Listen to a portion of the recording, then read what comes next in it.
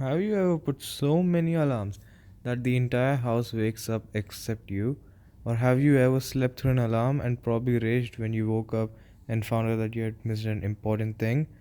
Well, no fear, because Thread Clock is here. The clock has been designed in such a way that it'll threaten you to wake up. Don't understand what I'm saying? In other words, if you do not wake up, a random message will be sent to one of your contacts via email, which you do not want to happen because, well, it's random and you do not want random messages going around your contacts list. It uses the Gmail API for authentication to send emails.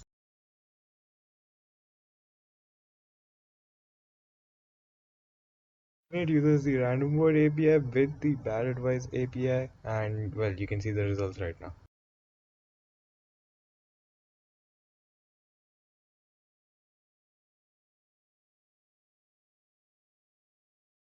Now we see a demo of it. I've reduced the alarm playing duration, otherwise it's gonna take like 1 minute just for the alarm. But here we input the time and we wait.